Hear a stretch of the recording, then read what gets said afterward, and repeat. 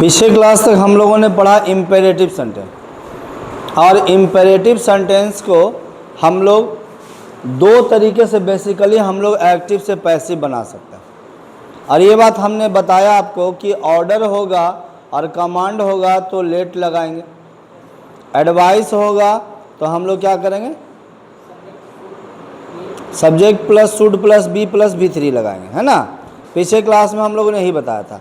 आज के क्लास में कहानी को थोड़ा आगे बढ़ाते हैं, और कहानी को आगे जब बढ़ाते हैं तो आगे बढ़ाते हुए ये बातें हमें पता चली कि अभी जो क्लास, ध्यान से समझ लीजिए, अगर वाक्य में प्लीज या काइंडली लगा हुआ है, अब ये जो प्लीज या काइंडली या तो पीछे रह सकता है या आगे रह सकता है। अब प्लीज या काइंडली है, मान लेते हैं आगे लगा हुआ प्लीज या काइंडली, उसके बाद V1 प्लस ऑब्जेक्ट। अगर इस प्रकार का वाक्य जनरली तुम्हें एक्टिव में मिल जाए, अब इसको बदलना है भाई हमको पैसिव, तो सबसे पहली कहानी समझ लीजिए, यहाँ पे कोई ज़्यादा दिमाग लगाने की जरूरत नहीं। इस प्लीज और काइंडली को हटा देंगे और इसके जगह पे आ जाएगा यू आर। चूंकि ये दोनों से रिक्वेस्ट का बोध होता है तो रिक्वेस्टेड हो जाएगा, यू आर रिक्वेस्टेड टू, और उसके बाद बहुआ ये आ जाएगा पूरा V1 प्लस ऑब्जेक्ट। ये कहानी है पैसिव की। ये कहानी किसकी है? पैसिव की है। समझ में आ रही बात? ये एक्टिव हो गया, ये पैसिव हो गया।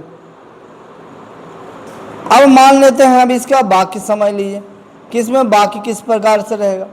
अगर आपने बोला प्लीज हेल्प मी, या इसी को लोग ऐसे लिखे हुए तुमको मिले हेल्प मी प्लीज, अब इसको हमको बनाना है बहुआ पैसिव। तो सबसे पहले जो प्लीज है, इस प्लीज को बलिदान दे दीजिए। ये जो प्लीज है, इस प्लीज का बलिदान माने प्लीज हटा दीजिए। अब इसको बनाएंगे तो हो जाएगा you are requested to help me. अब प्लीज आगे रहे चाहे पीछे रहे, इससे कोई लेना देना और कोई मतलब वाली बात नहीं। समझ में आई बात? अब इसी को हम लोग अगर प्लीज के जगह काइंडली लिखा हुआ देखते हैं तो क्या करेंगे? प्लीज के जगह अगर काइंडली लिखा हुआ देखते हैं हम लोग तो क्या करेंगे, ध्यान से समझ लीजिए। उसमें भी बहुत ज़्यादा परेशान होने की ज़रूरत नहीं है। प्लीज के जगह काइंडली है। समझ में आई बात? चलिए अब हम लोग काइंडली को देखते हैं।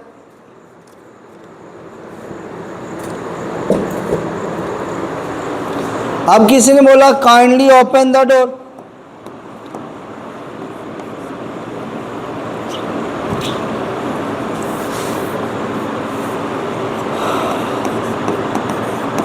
काइंडली ओपन द डोर, दरवाजा खोलो। अब इसको हम देखते बहुआ, इसको अगर हम बनाएंगे तो क्या होगा? बिल्कुल हो जाएगा यही, you are requested to open the door.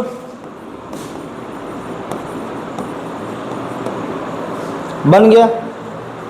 तो प्लीज और काइंडली रहेगा तो हम इसको पैसिव ऐसे बनाएंगे। ये हमने एक नया पॉइंट सीखा यहाँ पे। अब कहानी एक चीज़ और समझना है यहाँ पे, ये नई कहानी थी। अब एक कहानी और समझनी है। समझनी क्या है कि जब आगे बढ़ेंगे तो देखिए कहानी क्या आता है। जैसे ही आगे बढ़े तो कहानी एक नया आता है। अब नई कहानी को समझना है। अब भाई सिर्फ V1 रहे, V1 सिर्फ रहे और इतना, इसके साथ में यहाँ पे अदर वर्ड रहे। V1 रहे और V1 के साथ क्या रहे? अदर वर्ड रहे, यानी तुम्हारा ऑब्जेक्ट नहीं रहे। अब ये तुम्हारा केवल दिया रहे एक्टिव। अब तुमको लग रहा होगा कि इसमें किस प्रकार का वाक्य आएगा भाई? हाँ, सबसे बड़ी बात यह है कि इसमें किस प्रकार का, रोज तुमको ये बात बोला जाता है, ठीक है, रोज बोला जाता है। अब पूछो कैसे? कभी भी क्लासरूम में तुम लोग बैठते हो तो क्लासरूम में ये बात बोली जाती है। सबसे पहले क्या बोला जाता है? तो देखो, क्या बोला जाता है? जैसे ही सर जी आए तुम खड़ा हुए तो बोला गया सिट डाउन, बैठ जाओ। अगर कोई बच्चा को खड़ा करना है तो हमको बोलते हैं हम लोग स्टैंड अप। जब रेस होता है तो हम लोग बोलते हैं गो, भागो। अगर मान लिया जाए हम एज ए टीचर तुम्हें सलाह देते हैं तो हम बोलते हैं वर्क हार्ड, कठिन परिश्रम करो। अब ये इन चारों वाक्यों में आप देखिए कि इन चारों वाक्यों में हमने क्या किया? कहीं भी ऑब्जेक्ट का प्रयोग नहीं किया। अब ये इसको बोलते V1 प्लस अदर वर्ड, इस कहानी को बोला जाता है V1 प्लस अदर वर्ड।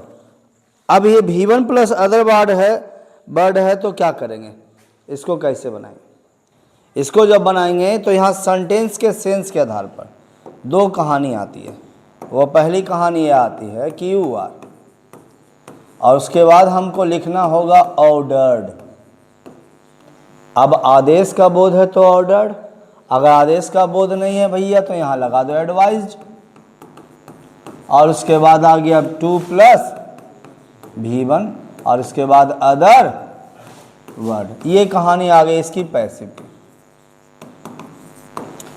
अब ये बनाना है तो इसको जरा हम एक बना के दिखाते हैं, बाकी आपको थोड़ा हम सोचते हैं कि आप छोड़ देंगे, आपको बनाइएगा।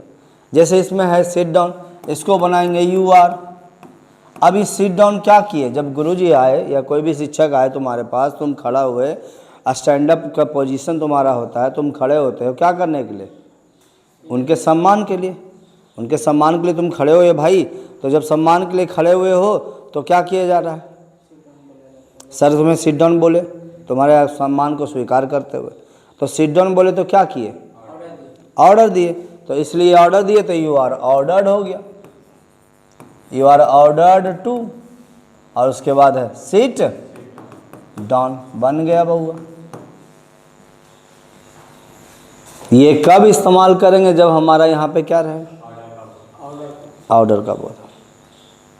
समझ में आई बात? कहानी यही चीज़। अब ये तीनों को, अब यहाँ देखो, यहाँ वर्क हार्ड, कठिन परिश्रम करो, तो ये तो ऑर्डर नहीं है, ये है एडवाइस। तो इसको बनाएंगे क्या? You are advised to work hard. ये हो गया बहुआ। कहानी समझ में आई बात? बाकी स्टैंड अप तो ये भी आदेश है और ये भी आदेश है, दोनों तो आदेश वाली कहानी बन जाएगी। समझ में आई बात यहाँ तक? ये इम्परेटिव सेंटेंस की बात आई, इसको भी बना ही देते हैं। You are ordered to stand up. फिर किसी ने बोला go, you are ordered to go. कहानी समझ में आ गई बात? अब ये जितने भी हमने इम्परेटिव की चर्चा की, ये सारे इम्परेटिव पॉजिटिव। अब नेगेटिव इम्परेटिव आपको मिल जाता, जिसको हम लोग दूसरे शब्दों में कहते हैं कि डू नॉट या डोंट से शुरू होगा तो वाक्य, यानी डू नॉट या don't plus V1 plus object, ये हो गया तुम्हारा एक्टिव। अब इसको बनाएंगे पैसिव बहुआ, तो दोनों तरीके से जो तुम लोगों को पता है तरीका वही चलेगा जो पहले से पता है। क्या भाई? तो ऑब्जेक्ट आ गया तो let, let plus object plus not plus be plus V3 plus, नहीं लेट प्लस ऑब्जेक्ट हो गया, हाँ ठीक है ना, लेट ये हो गया प्लस V3 यहाँ तक, और ये हो गया तुम्हारा पैसिव। दूसरी बातचीत में आइए। अब इसी का दूसरा तरीका, जैसे ऑब्जेक्ट को सब्जेक्ट बना रहे थे, तो सब्जेक्ट ऑब्जेक्ट को हम बना दिए सब्जेक्ट। जैसे हमने ऑब्जेक्ट को बनाया सब्जेक्ट, तो हो गया subject plus should plus not plus be plus V3, ये हो गया इसका पैसिव। और बातचीत वही है, कहानी कहीं अलग नहीं जाएगा, कहानी वही कहानी आएगा। क्या? तो ये ऑर्डर और कमांड के लिए हो गया, और ये हो गया तुम्हारा ऑर्डर और कमांड के लिए हो गया, और ये तुम्हारा हो गया एडवाइस के लिए। और ड्यूटी के लिए। अब जैसे मान लीजिए तुमको सीधी सी बात है, एक बात समझ लिए, किसी ने तुम्हारे सामने एक प्रस्ताव रखा, यानी प्रस्ताव क्या रखा वो भी समझ लिए। प्रस्ताव रखा और बोला कि डोंट इंसल्ट द पुअर, गरीबों को अपमानित मत करो। अब तुम मुझे बताओ, ये नैतिकता यानी एडवाइस है एक प्रकार का कि तुम्हारा ऑर्डर है? एडवाइस है ना। और जब एडवाइस की हम बात करेंगे तो क्या करेंगे, देख लीजिए, सूट लगाएंगे कि लेट लगाएंगे?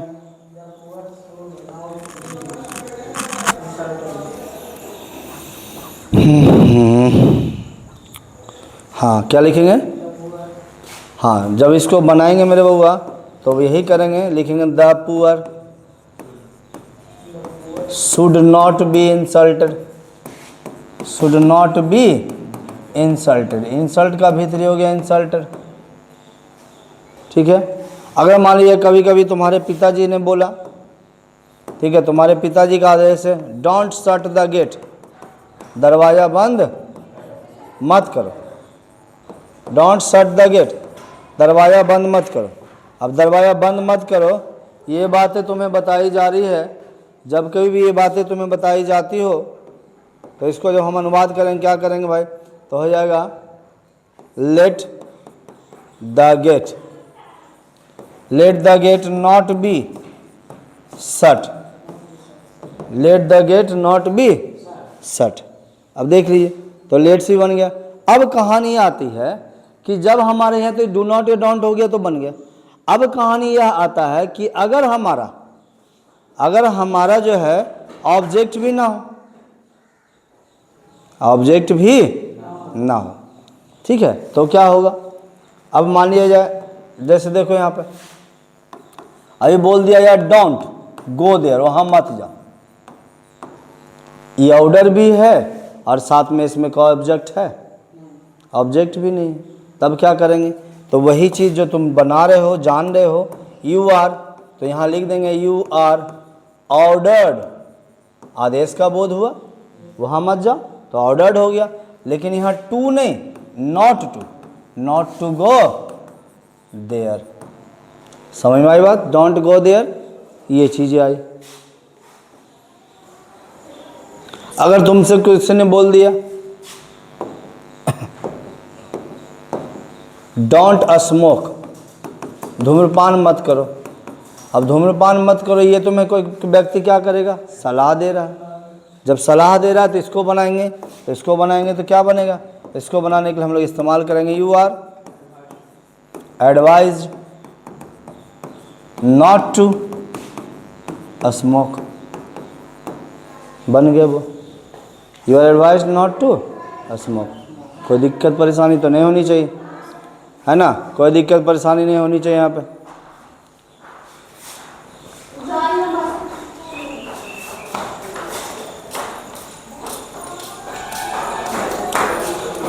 अगली कहानी और अगली बातचीत को हम देखते हैं, अगली कहानी और अगली बातचीत को देखते हैं। और भी इसमें वाक्य लिख सकते हैं।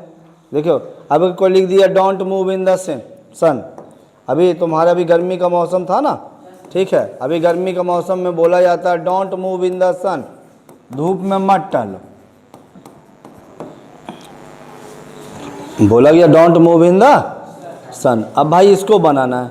अब एक तरह से देखो तो ये तुम्हें सलाह दिया जा रहा है, इसको ऑर्डर में भी लेके चल सकते, ठीक है। अगर माता पिता कोई तुम्हारे चिंता करने वाले व्यक्ति हैं तो तुम इसे ऑर्डर में भी लेके चल सकते हो, और नहीं तो सलाह में भी आएगा। तो सलाह में अगर दोनों चीज़ इस्तेमाल चलेगा, यू आर एडवाइज्ड भी लिखोगे तो भी चलेगा, और यू आर ऑर्डर्ड लिख दिए तो भी चलेगा। और यहाँ आ जाएगा not to move in the sun. यहाँ तक तो किसी को दिक्कत होनी नहीं चाहिए, बुआ नहीं होनी चाहिए, कोई दिक्कत परेशानी, है ना।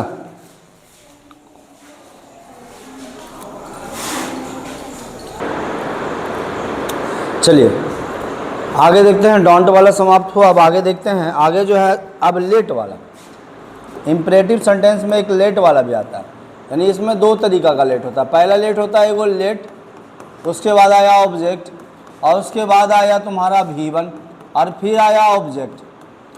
अब इसमें एक खास बात यह होता है कि इसमें दो को जो ऑब्जेक्ट है,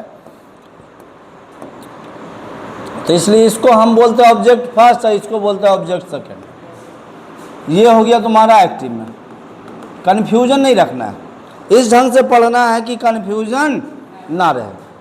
अब इसको बनाएंगे पैसिव, तो जब इसको पैसिव बनाएंगे तो कुछ नहीं करना है। यहाँ जो कहानी है इसको सबसे पहले लेट वाला लेके आई, यानी लेट जो है लेट आ गया। एक बात और ध्यान में रख लीजिए, लेट के बाद अगर कोई नाउन या प्रोनाउन जो भी आ रहा है तो भाई वो ऑब्जेक्ट है।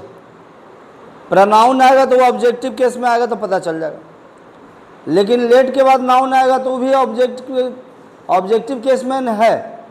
वो दिखने भले नाउन है तो नाउन जो है ऑब्जेक्ट बोलिए चाहे सब्जेक्ट बोलिए एक ही रहता है, लेकिन जो है वो लेट के बाद हमेशा ऑब्जेक्टिव केस का प्रयोग होता है, सब्जेक्टिव केस कभी नहीं आएगा, ये ध्यान रखिएगा।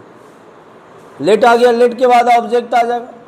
अब यहाँ पे लेट के बाद ऑब्जेक्ट आ गया, फिर बी आ गया और बी के बाद ये V3 हो गया और V3 के बाद बाई और फिर आ गया यहाँ पे ऑब्जेक्ट। अब कहानी क्या हो गई ये पैसिव में। तो यहाँ पे खास बात यह हुआ मेरे बउआ कि यहाँ पे ये जो ऑब्जेक्ट है ये हो गया तुम्हारा जाके ऑब्जेक्ट सेकंड और ये तुम्हारा ऑब्जेक्ट हो गया फर्स्ट। कहानी यह आता है, समझ में आई बात। यानी देखिए उल्टा हो गया, ऑब्जेक्ट तो दोनों जगह लेकिन पहले सेकंड ऑब्जेक्ट फिर बी और फिर उसके बाद ऑब्जेक्ट फर्स्ट। अब जैसे मान लीजिए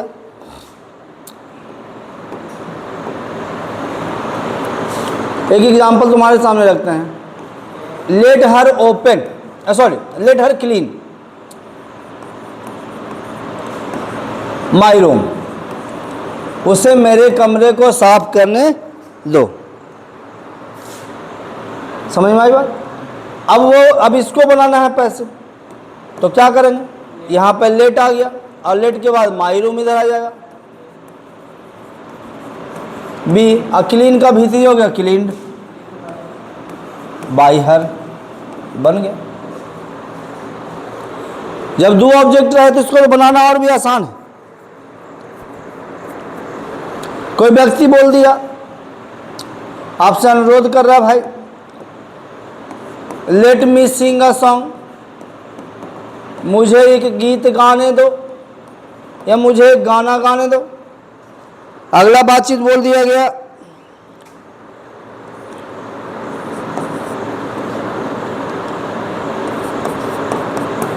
late us discuss the matter, matter को डिस्कस करने दो। फिर कभी कभी लिख दिया कि लेट राज, हालांकि ऑब्जेक्टिव कैसी रहेगा, राज की जगह हिम लिख सकते हैं, ठीक है। Let I praise, let I praise her. अब ये तीन सवाल आपके सामने रख दे। अब इन तीनों में देखिए एक ऑब्जेक्ट दूसरा ऑब्जेक्ट, जब दो ऑब्जेक्ट है इसको बनाना है पैसिव। इसको पैसिव बनाने के लिए उतना ज़्यादा दिमाग लगाने की जरूरत ही नहीं, जो नियम आपने देखा उसी से। यहाँ लेट है, लेट आ गया भाई, आ सॉन्ग इधर आएगा, आ सॉन्ग हो गया। बी सिंग का भीतरी हो गया संग, बाई मी, बन गया। फिर इसको बनाएंगे let us discuss the matter, let the matter भी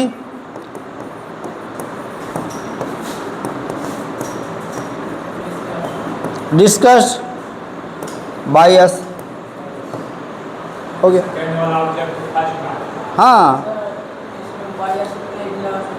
हाँ नहीं भी लगा सकते हैं। यहाँ लेट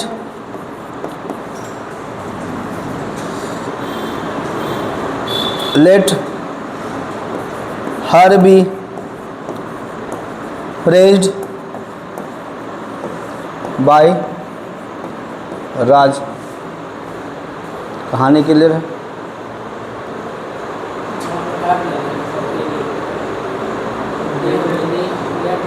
अच्छा हाँ ये गड़बड़ हो गया, लेट हर होगा ना, आर छूट गया था। Let her be praised by Raj, clear है। नाउन की जगह प्रोनाउन तब लगाएंगे जब उस नाउन की चर्चा पहले से हुआ रहे। यहाँ पे क्लियर कर रहा है ना कि राज नाम दिया हुआ है। समझ में आई बात? अब दूसरे शब्दों में समझ लीजिए। अब अगला कहानी क्या कहता है? लेट वाला। लेट वाला एक और कहानी है, और अगली कहानी में लेट्स या लेटस, और उसके बाद आ गया भी वन। लेटस या लेट्स, उसके बाद भी वन है भाई, सोच लो। इसके बाद ऑब्जेक्ट नहीं है, क्या रहेगा? अदर वर्ड रहेगा एक्टिव में। अब इसको बनाना है पैसिव में भाई। अब इसको पैसिव बनाना है तो क्या करना है? लेटस और लेट्स अस को हटा दीजिए, इसके जगह लंबा चौड़ा आएगा। क्या आएगा भाई? It is suggested that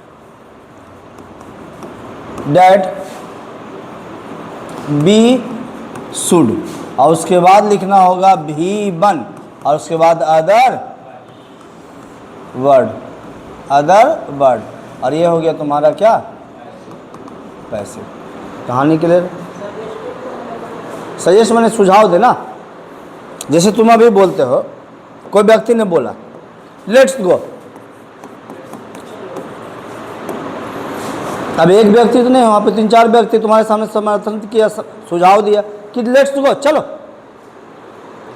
let's go चलो, तो सुझाव दिया। तो सुझाव दिया, क्या सुझाव दिया भाई? तो इट इज सजेस्टेड दैट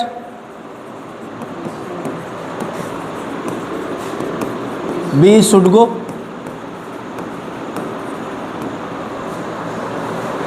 इसी में अगर बोल देते गो फ्रॉम हेयर, तो मतलब वह चलो यहां से चलते हैं।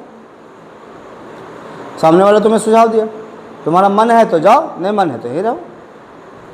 समझ में आई बात?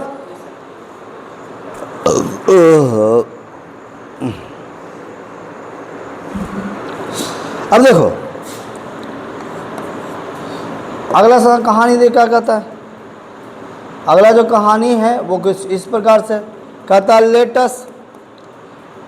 Latus dance together. Let's dance together.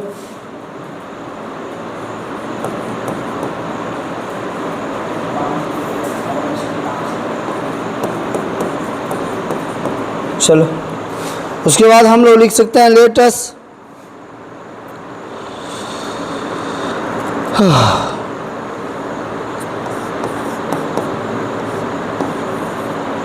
Take T.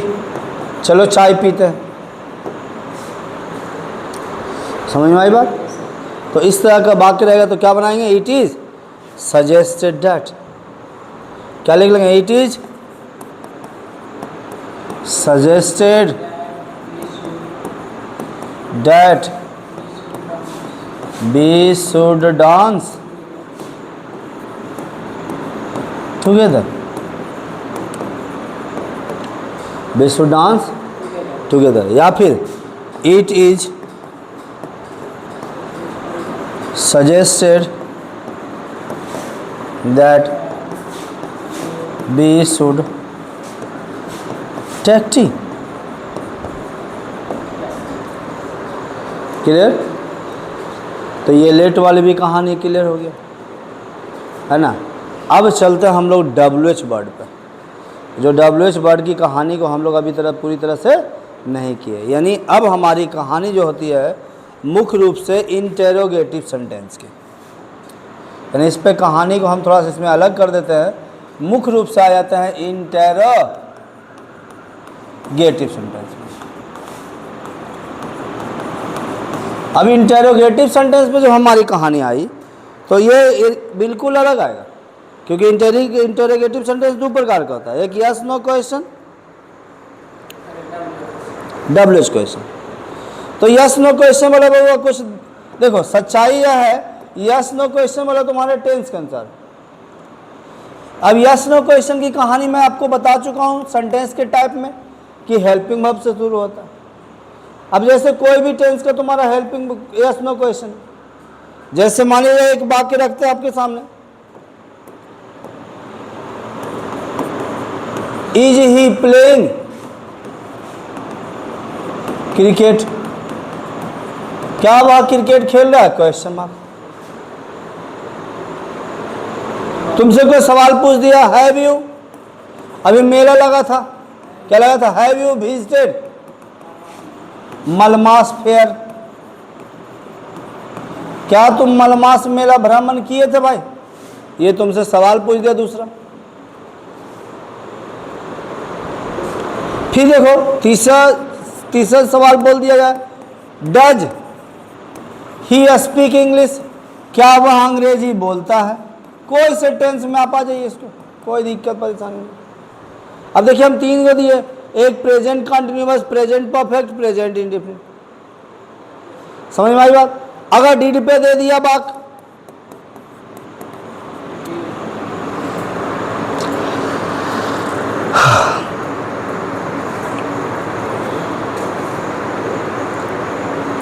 Deed पे बाक दे दिया तो क्या करेंगे? Did he killed a snake, क्या उसने एक सांप को मारा? फिर बाद में can he lift this box, क्या वह इस बक्से को, या फिर ही की जगह यू भी कर सकते, लिफ्ट दिस बॉक्स, क्या वह इस बक्से को उठा सकता है? अब कहानी देखो, सब जो है आप गौर से देखो, यस नो क्वेश्चन की यही पहचान तो हम आपको बताएं कि हेल्पिंग वर्ब से शुरू होने वाला वाक्य और लास्ट में क्वेश्चन मार्क, यही तो कहलाता है यस नो क्वेश्चन।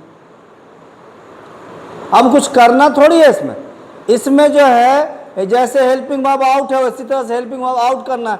और खास करके ये ज़्यादा समस्या प्रेजेंट और पास्ट में होगी, क्योंकि बाकी में कोई दिक्कत नहीं है। क्रिकेट इधर आएगा तो क्रिकेट के साथ इजी लगेगा, तो यहाँ पे हम यहाँ पे बाहर करेंगे तो इज ही बाहर हो गया, is cricket, cricket being played.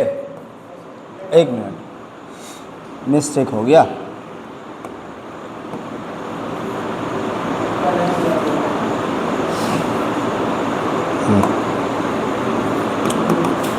Being played, being played, cricket is being played by him. और जैसे क्वेश्चन मार्क लगाते थे तो लगा देना, बस बन गया। जिसमें हेल्पिंग वर्ब पहले से लगा उसमें दिक्कत नहीं, जहाँ हेल्पिंग वर्ब सिलेक्ट करना वो थोड़ा सा तुमको दिक्कत कर सकता है, लेकिन वो भी दिक्कत नहीं है अगर समझ गए बात को। तो कंसेप्ट तो समझना। कहानी यहाँ पे देखो, मलमास फेयर लेके आएंगे तो हैज, ठीक है, और यहाँ पे एक छोटा सा मिस्टेक हम लोगों ने किया था, द मलमास फेयर होना चाहिए था, तो हैज द मलमास फेयर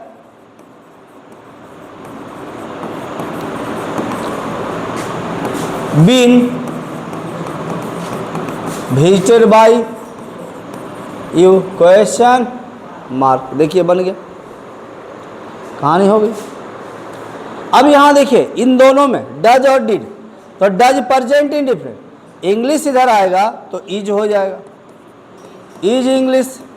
देख लीजिए, स्पीक का भी थी स्पोकन बाई हिम, बन गया question.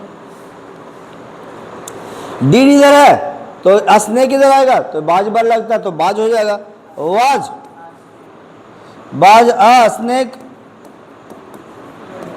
Killed by him question mark. ये यस नो क्वेश्चन वाली बात आ गई। फिर देखिए can he lift this box, तो हो जाएगा क्या, कैन के साथ कैन ही आ गया, दिस बॉक्स